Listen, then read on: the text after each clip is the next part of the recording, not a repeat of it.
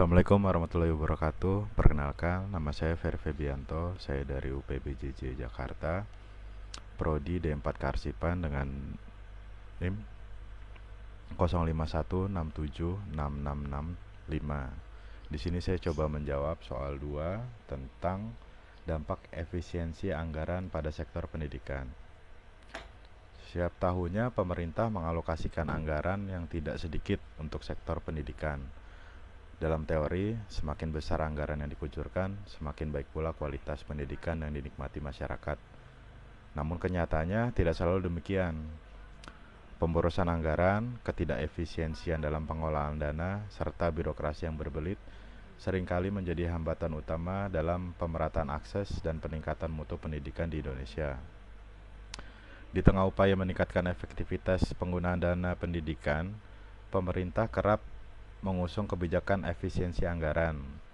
Kebijakan ini dimaksud untuk mengoptimalkan penggunaan dana agar lebih tepat sasaran. Pendidikan adalah sektor yang berhubungan langsung dengan masa depan bangsa. Oleh karena itu, ketika anggaran pendidikan dikurangi atau dialokasikan tanpa perhitungan yang matang, dampaknya tidak hanya terasa pada infrastruktur sekolah ataupun program pembelajaran, tetapi juga pada kualitas tenaga pendidik, aksesibilitas pendidikan, serta kesenjangan antar daerah maju dan daerah tertinggal. Salah satu dampaknya adalah kenaikan biaya kuliah. Menurut Edi Suban, seorang pengamat pendidik Universitas Negeri Semarang, efisiensi anggaran berpotensi menaikkan uang kuliah atau UKT. Hal ini terjadi lantaran ada pemotongan bantuan operasional perguruan tinggi sebesar 5% sebagai imbas efisiensi anggaran di Kemendikbudristek. 2. Pemotongan anggaran riset. Tak cuma berpengaruh pada kenaikan UKT, pemangkasan anggaran ini juga berpotensi menurunkan kuantitas dan kualitas riset di perguruan tinggi. Direktur Jenderal Riset dan Pengembangan Kemendikbudristek Fauzan Aziman mengatakan riset dan pengembangan jadi bagian yang terimbas dari efisiensi anggaran.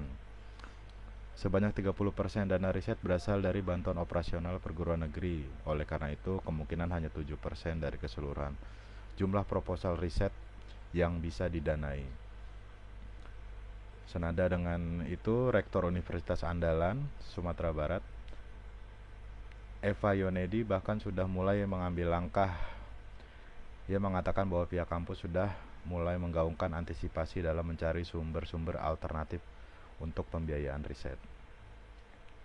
Beliau berujar, dengan adanya efisiensi anggaran lewat Inpres nomor 1 tahun 2025, kita harus bijak mencari pendanaan alternatif untuk riset. Dampak yang ketiga, beasiswa yang terancam.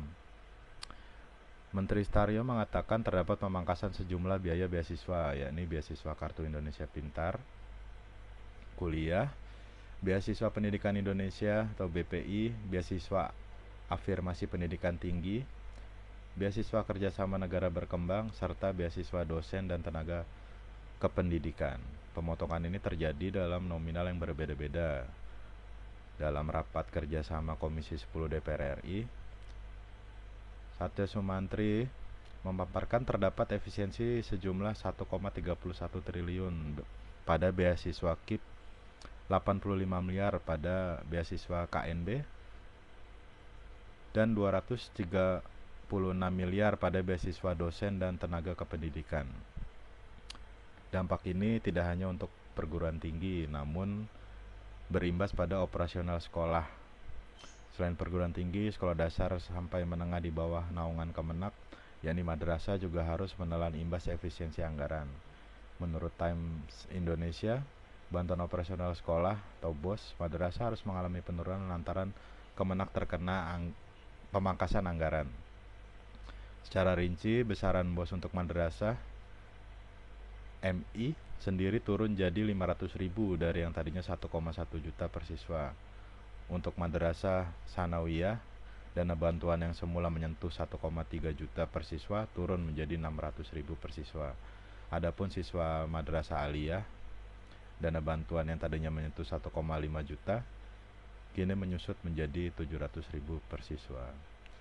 Penurunan nominal bantuan madrasah ini disampaikan oleh Kementerian Agama dalam surat Direktorat Jenderal Pendidikan Islam.